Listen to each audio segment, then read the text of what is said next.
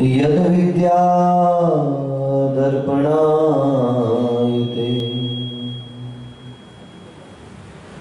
अज्ञानतिमिरान्धानां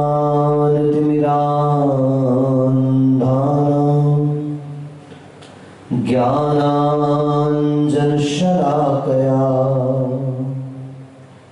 चक्षुरुन्मीलितं येन तस्मै श्रीगुरुवे नमः।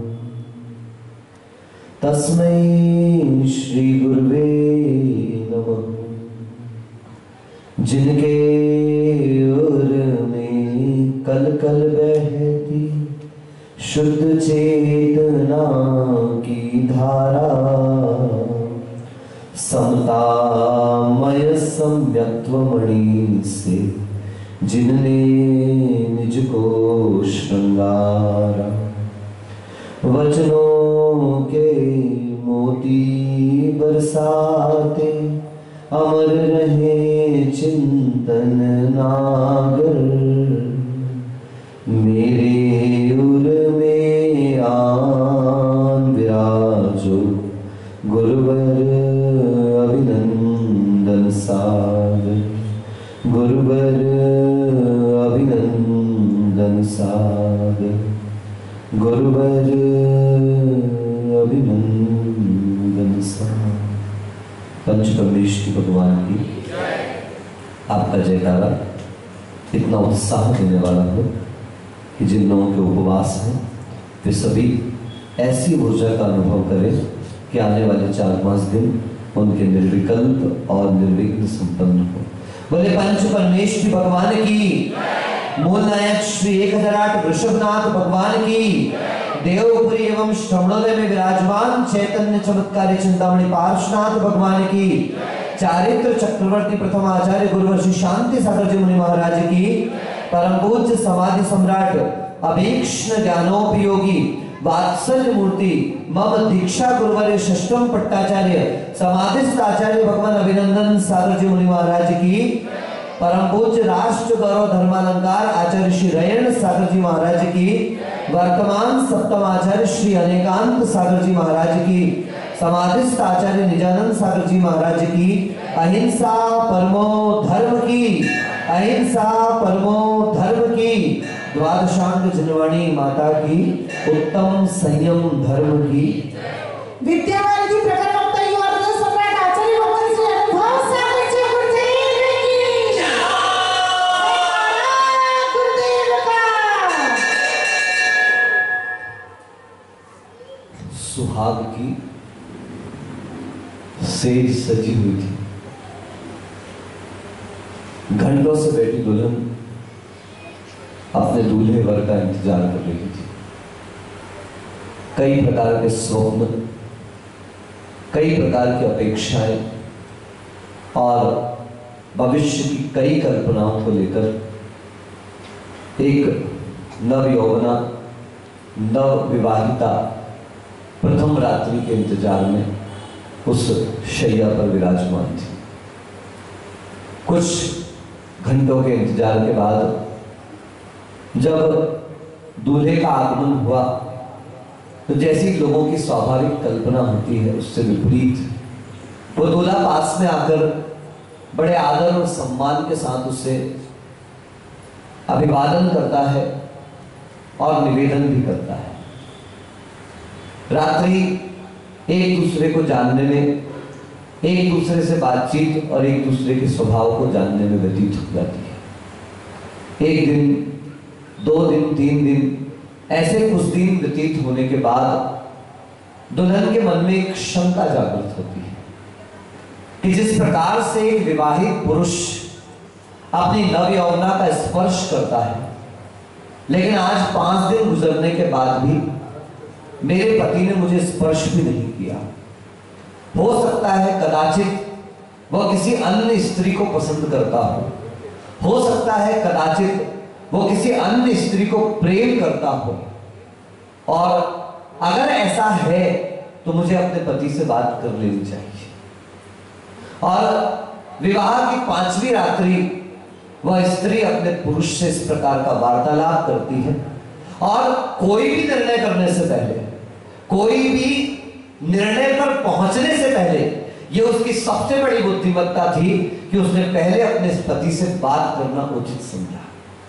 संसारी प्राणियों के सबसे बड़े दुख का कारण, वो प्रश्न भी स्वयं खड़ा करता है और जवाब भी स्वयं ढूंढ लेता है। वो दूसरे को जवाब देने का मौका ही नहीं देता, वो सारे निर्णय स्वयं करना चाहता है। यही कारण है कि बहुत सारे वाद अपने आप विवाद में कन्वर्ट हो जाते हैं। सैकड़ों विवाद वाद से समाप्त हो सकते हैं, लेकिन सैकड़ों वाद ना जाने कितने विवादों को तैयार कर देते हैं। अगर बीच में कन्वर्सेशन गैप तैयार हो जाए, अगर बातचीत का अभाव हो जाए, मेरे यहां कभी मैं किसी को डांट दूं या मैं किसी के साथ कोई गलत व्यवहार कर जाऊं, मैं आपको आप पूछ ले, पूरा संघ बैठा है, मैं 2 मिनट भी उससे आगे नहीं बढ़ता। अगर हो भी गया है, डांट भी दिया है, कह भी दिया है, मैं सभी से यही कहता हूं, वहीं का वहीं बात करो और विवाद को समाप्त करो। अगर आपने रख लिया, पहली बात तो महाव्रती संज्वलन कषाय अंतर मुहूर्त में समाप्त हो जाना चाहिए। अगर नहीं हुई है तो समझ लीजिए आपका गुण स्थान गिर गया। अगर आप अनुवृत्ति भी हैं तो 15 दिन के अंदर आपके विकल्प समाप्त हो जाने चाहिए। नहीं होते हैं तो याद रखें कि आपका गुण स्थान घटिया स्थिति में चला जाएगा। आपके परिणाम ऐसे गिर जाएंगे कि महीनों सालों जिस मेहनत के साथ आपने इन गुण स्थानों को तैयार किया है, कपड़े उतारना तो 2 मिनट की प्रक्रिया है। 25 दीक्षाएं हुई थी जबलपुर में, एक साथ कपड़े उतार रहे हैं, धड़ाधड़ धड़ाधड़। आचार्य महाराज ने 58 आरिका दीक्षाएं दी कुंडलपुर में। मुकुट माला फेंक रही है, 1 मिनट नहीं लगा फेंकने में, सजाने में तो घंटों लगे थे, फेंकने में 1 मिनट नहीं लगा।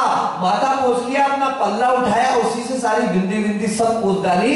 लेकिन ध्यान रखना कि इस लिंग को धारण करने में कुछ क्षण लगते हैं, लेकिन लिंग को वास्तविकता में स्वीकार कर लेना, अपने अंदर आत्मसात कर लेना, सारी की सारी उम्र निकल जाती है, लेकिन व्यक्ति नहीं कर पाता। इसलिए ध्यान रखें। किसी चिंतक ने बहुत सुंदर बात कही है, बिफोर यू स्पीक, बोलो listen.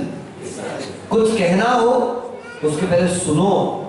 Before you write think, बोलिए। कुछ लिखना हो पहले सोच लो। बिफोर यू स्पेंड, बोलो, सीख जाओगे इंग्लिश, बोलते जाओ। बिफोर यू स्पेंड, अर्न, खर्चा करना है, उसके पहले कमा लो। बिफोर यू प्रे, देखो आप नहीं बोलोगे मैं आगे नहीं बढ़ूंगा, मेरे कोई घड़ी वड़ी से मतलब नहीं, ये घड़ी और ये उल्टी रखी है, तुम फंस गए हो। आप बोलोगे नहीं मैं आगे बढ़ूंगा, अपनी नहीं चिंता करो, अश्विन की तो चिंता करो, 5 उपास की पाड़ना। बिफोर यू प्रे फॉरगिव, प्रार्थना करना है पहले क्षमा करो।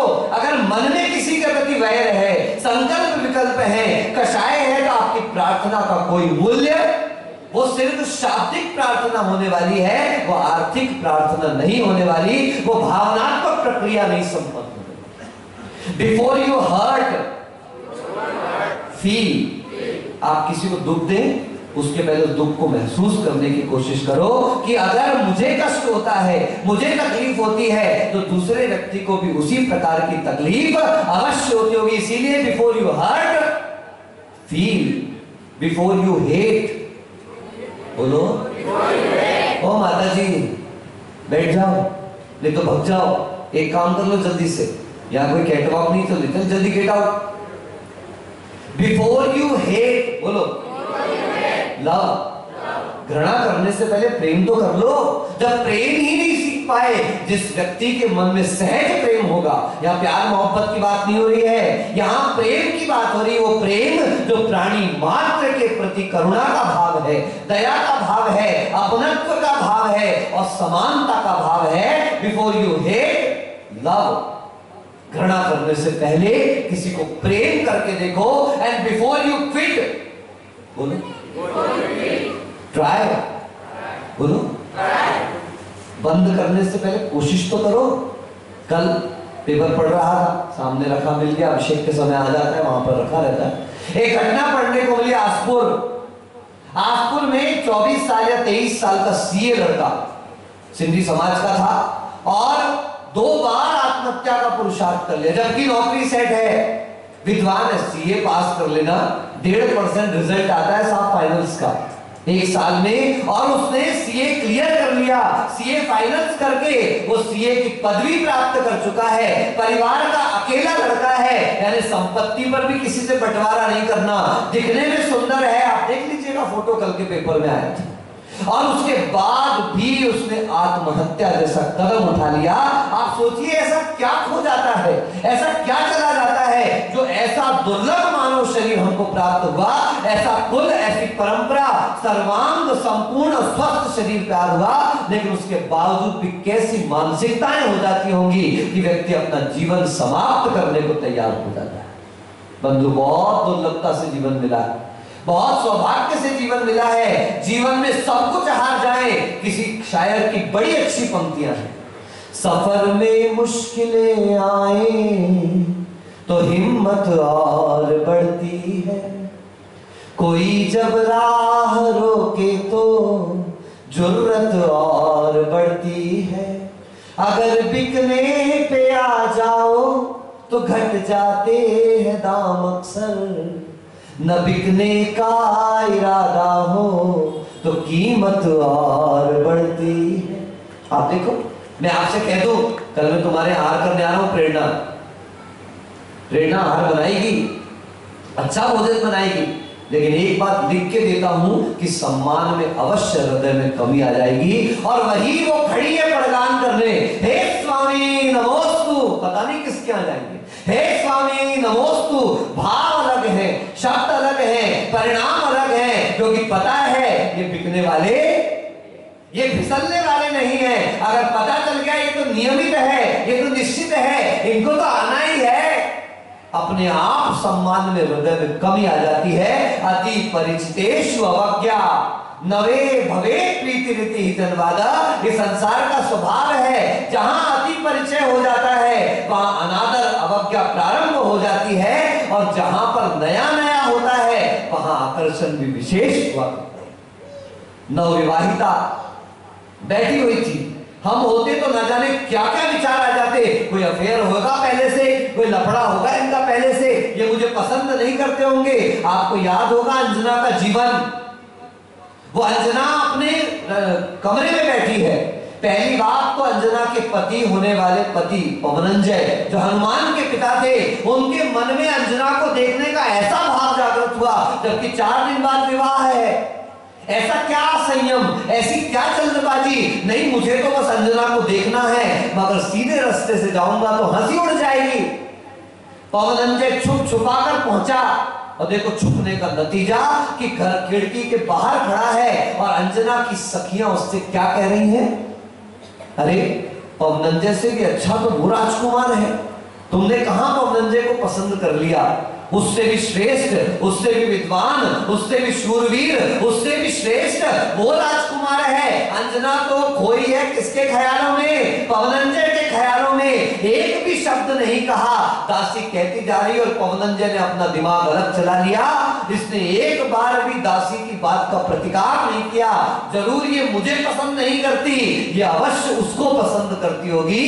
पवनंजय वापस लौट गया, ना अंजना से मिला, ना अंजना से पूछा, ना अंजना से कुछ कहा, उल्टे पैर लौट गया, और मन में एक ही संकल्प, देख अंजना तूने मेरा अनादर किया है, तूने मेरी अवहेलना की है, अब मैं तुझे बताता हूं बंधुओं, 22 साल तक अंजना तड़पती रही, लेकिन पवनंजय ने उसको देखा भी नहीं एक बार। यहां तक कि जब युद्ध के लिए पवनंजय जा रहा था, अंजना तिलक करने के लिए आई, और उसने एक बार बड़े प्रेम से कहा कि आप ना जाने कब तक युद्ध के लिए जा रहे हैं स्वामी, आपने आज तक मुझे छुआ नहीं, मुझसे बात नहीं करी, मुझे देखा नहीं, मेरा क्या अपराध हुआ है, जो भी अपराध हुआ मुझे क्षमा करें, जाते जाते एक नजर तो मुझे देख जाए, क्या पता आपके विरह में मैं जिंदा बचूं ना बचूं।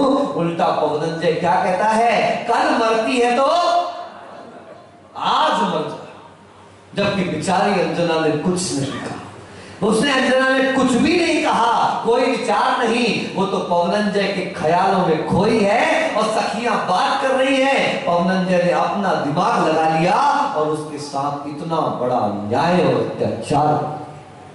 इसलिए बंधुओं, आज लिख के ले जाओ, जब तक किसी बात के रहस्य को नहीं जानते हैं हम किसी निर्णय पर नहीं पहुंचेंगे। लेकिन संसारी प्राणी की हालत है, अगर बुरा होता है तुरंत सुनता है, तुरंत एक्सेप्ट करता है और तुरंत विश्वास करता है, और अगर अच्छा होता है तो प्रमाण लाओ। ऐसा कैसे हो सकता? 32-26 पास कर लिए, मेरे को तो विश्वास ही नहीं होता, अच्छी बात पर विश्वास नहीं होगा है? अभी डांट माट पड़ जाए, हाँ ऐसा किया होगा पक्का, इसमें डांट पड़ी, इस पर विश्वास हो जाए। ये संसारी प्राणी का स्वभाव। इसलिए before you speak listen, before you write think, before you spend earn, before you pray forgive, before you hurt feel, before you hate love, and before you quit try, और सबसे लास्ट तो सबसे सुंदर है, बिफोर यू डाई लिव, मरो उसके पहले जीने की कला सीख जाओ बंधुओं। मरेंगे मरेंगे मरेंगे मरेंगे, जब मरेंगे तब मरेंगे, लेकिन अभी जितना जीवन मिला है, अभी जितना वर्तमान मिला है, उसको जितने आनंद के साथ जी जाओगे भविष्य उतना ही आनंददायक हो जाएगा। जो जीते हुए भी मरते हुए भी मरने के डर को मार देता है बंधुओं, वो मर करके भी संसार में अमर हो जाए। सुहाग की सेज 5 दिन से सुनी है। वो लड़की, वो स्त्री, वो कन्या बार बार विचार करती है। एक बार पति से पूछती हूं और उसने पूछ लिया, और पूछने का परिणाम इतना सुखद।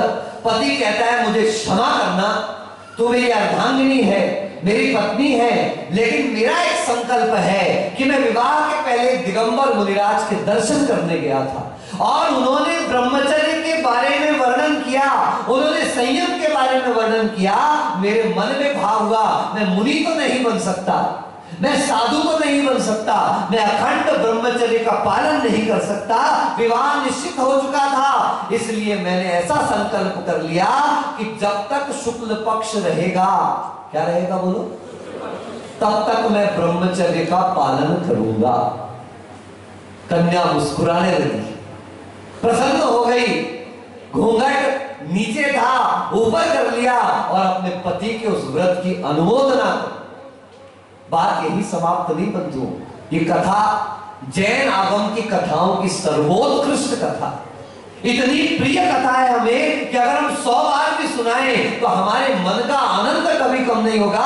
हम तो सोचते हैं मुनि होकर क्या संयम का पालन करते हैं, जो उस विजय और विजया नाम के उस दंपति ने पालन किया। सारे नगर में एक बुढ़िया थी, पानी भरने के लिए गई कुएं में। ध्यान से सुनना, महिलाएं विशेष सुनना, कि वो महिला, वो वृद्धा कुएं में पानी भरने के लिए गई। पानी भरते भरते एक गलती उससे हो गई कि जीवाणी, जिसको आप कहते हैं पानी को संभाल कर छानना, छानने के बाद उस छन्ने को पलटाना, पीछे से छना हुआ पानी डालना और बाल्टी को संभाल कर कुएं तक उतारना, और जीवाणी इस प्रक्रिया के माध्यम से जिन जीवों को जहां से निकाला था उन जीवों को वहीं तक सुरक्षित पहुंचा देना, इस महान अहिंसात्मक प्रक्रिया को जैनाचार्य जीवाणी कहते हैं। क्या कहते हैं? ऐसा ही जल मुनिराजों को आहारदान में देना चाहिए, जिसकी विधिवत तरीके से जीवाणी की गई हो। अब यहाँ पर कुएं का कोई संबंध नहीं, यहाँ पर ट्यूबवेल का कोई संबंध नहीं, यहाँ पर नदी तालाब का कोई संबंध नहीं, संबंध है संभाल कर पानी निकाला और छानने के बाद संभाल कर उस अनछने जीवों को नीचे पहुंचाया। इसकी मुख्यता है। अब ट्यूबवेल, कुआं, नदी, तालाब, झरने से कोई मतलब नहीं। अब आप समझ ले, ट्यूबवेल का पानी 3600 रेवोल्यूशन पर मिनट, 1 मिनट में 3600 घूर्णन करके मशीन के माध्यम से, इंडक्शन मोटर होती है साहब, उस इंडक्शन मोटर के माध्यम से 3600 रेवोल्यूशन पर मिनट वो पानी घूर्णन के साथ ऊपर आता है। अब आप विचार करिएगा कि अगर आपकी गर्दन को मैं 4 बार ऐसा कर दूं, अभी चक्कर खाने लगोगे। ऐसे असंख्य अनंत प्राणी उस बोरिंग के माध्यम से, ट्यूबवेल के माध्यम माध्यम से जब ऊपर आते हैं, एक भी जीव सुरक्षित नहीं बचता। अब किसको छान रहे हो, जीव को या जीव की लाश को? इसलिए विचार करें, विवेक करें। ये जैन आगम शास्त्रोक्त होते हुए भी विवेक का धर्म है बंधुओं। अगर विवेक का प्रयोग नहीं किया तो ये जिन शासन आपको शरण देने वाला। उस बुढ़िया के हाथ से जरा सी जीवाणी खिसक गई और जमीन पर गिर गई।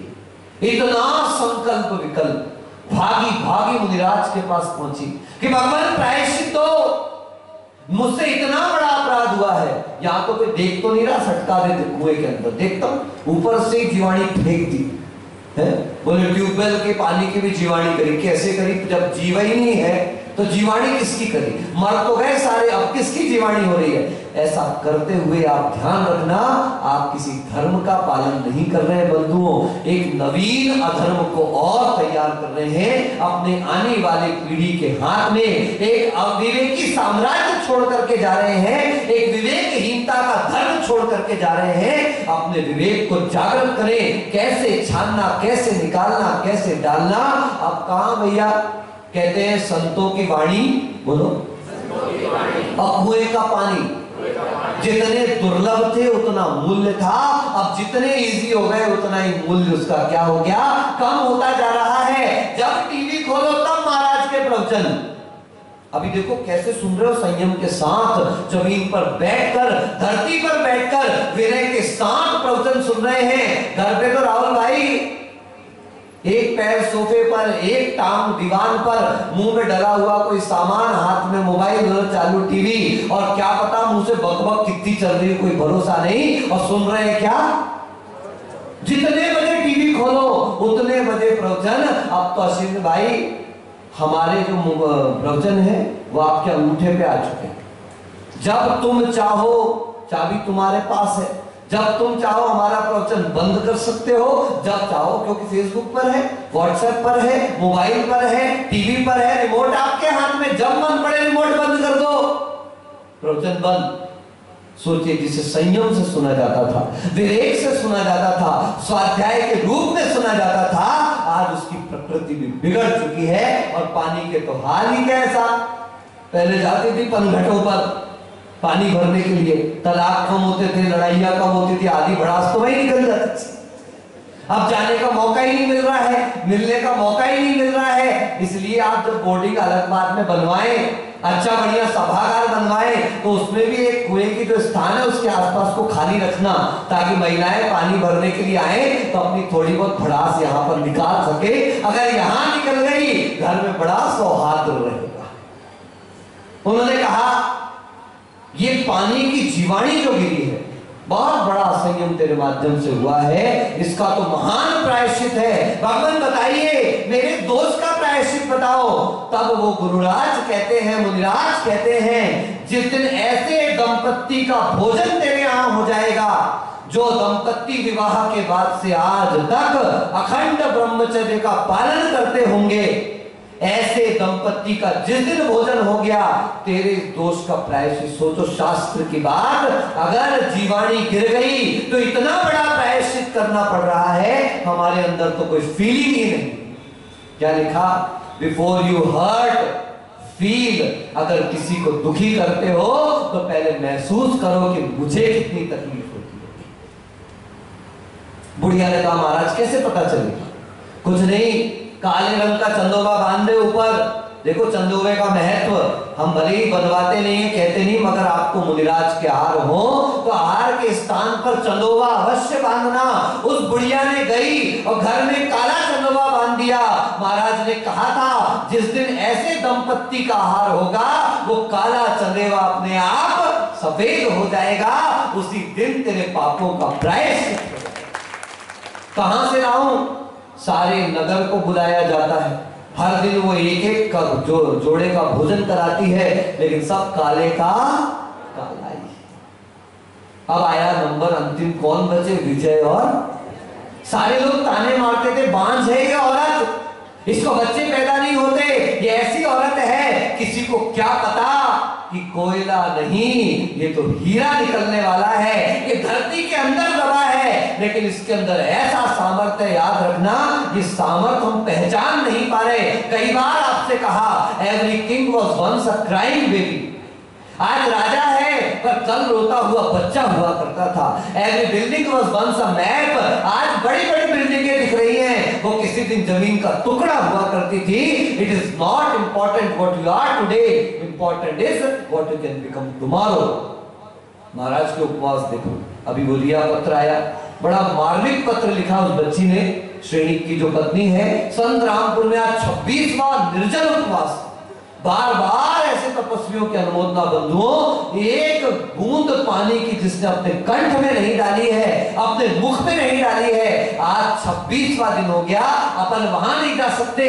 हम तो मुनि है भैया, चातुर्मास चल रहा है, लेकिन आशीर्वाद अवश्य पहुंचा सकते हैं। बहुत बहुत अनुमोदना, बहुत बहुत आशीर्वाद, और सिर्फ उसको नहीं, जो जो तपस्वी जहां जहां तप कर रहे हैं। अपन तो बनिए साहब, बनियों का माल खाते हैं, बनिया बुद्धि रखते हैं, अपन नहीं कर सकते।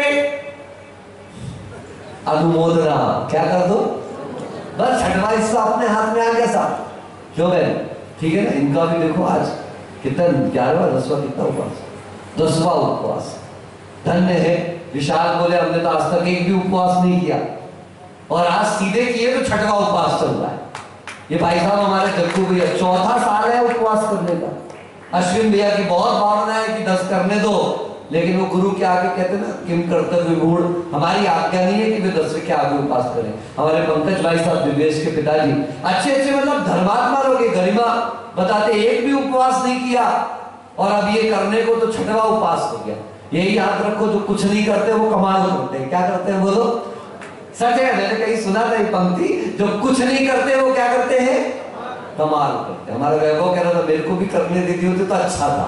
मैंने पूछा क्यों, बोले कम से कम दिन भर आपके पास रहने तो मिलता, भले ही भूखे रहते। अब खाने लगे तो दुकान जाना पड़ रहा है, नहीं खाते थे तो घर पे आपके पास बैठने मिल रहा था। जैसे ही यहां पर किसी ऐसे दंपत्ति का भोजन हो जाएगा, समझ लेना कि उस दिन तेरा ये चंदोवा सफेद अपने आप हो जाएगा। तुझे पता है, एक और दंपत्ति नमन, पति पत्नी दोनों, सोचा नहीं, अभी नई नई शादी हुई है, अभी 15 दिन पहले कश्मीर घूम रहे थे, हैं 15 दिन पहले डांट खा के गए मेरे से। मैंने कहा ऐसे माहौल में कहां तुम कश्मीर जा रहे हो, मुझे क्या पता था ये कश्मीर जाके ऐसी ठंडक लाएंगे कि छठवां उपवास हो गया दोनों पति पत्नी का। एक बार इनके भी अनुमोदना करके थाली बजा करके, बहुत अच्छा। मैं तो बहुत प्रसन्न होता हूँ ऐसी तप और साधनाओं को देख के। मैं बार बार कहता हूँ मैं नहीं कर पाता, अपन तो अनुमोदना करते।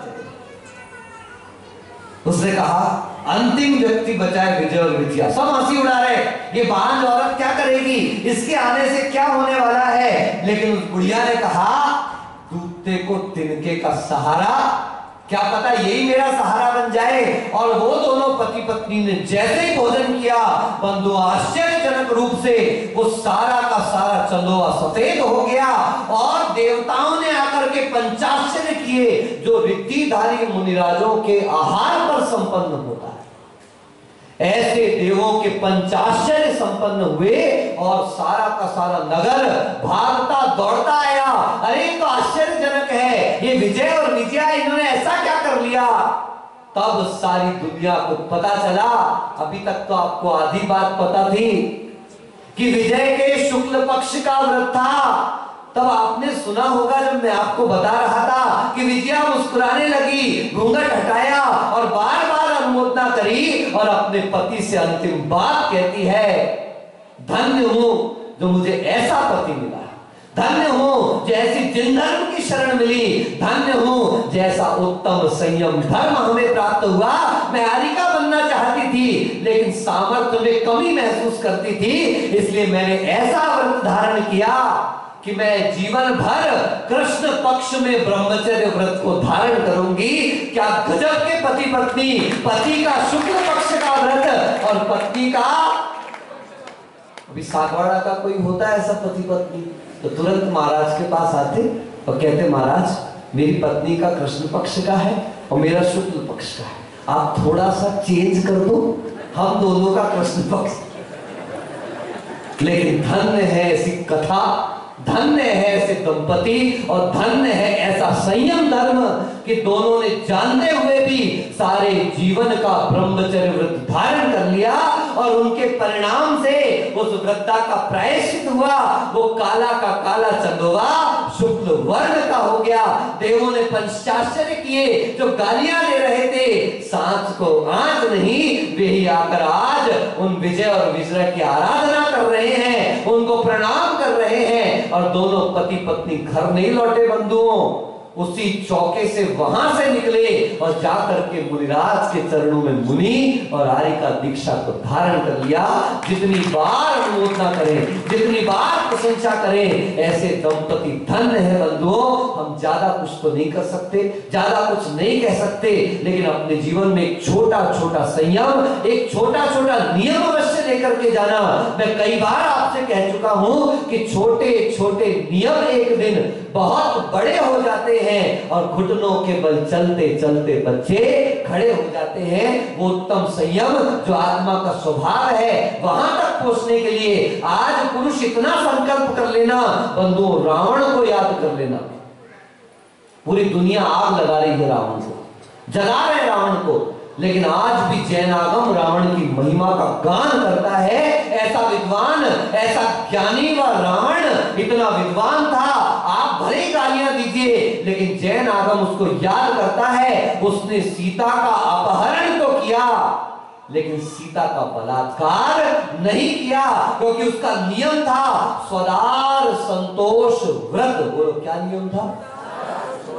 अपने दंपति में संतुष्ट रहूंगा, जिसे मैंने दुनिया के सामने लोक मर्यादा के साथ स्वीकार किया है, उसके अलावा किसी और के साथ उसकी मर्जी के बिना कभी उसका सेवन नहीं करूंगा। दशानन का एक नियम पक्का था, स्वदार संतोष व्रत। अगर स्त्री मुझे नहीं चाहेगी, मैं बलात् उसको स्वीकार नहीं करूंगा। परिणाम दशानन आने वाले समय में तीर्थंकर बनने वाला है। क्या बनने वाला है? आज भले ही नरक में है, तीसरे नरक के दुख भोग रहा है, लेकिन उसके बावजूद भी आने वाले समय में तीर्थंकर बनेगा।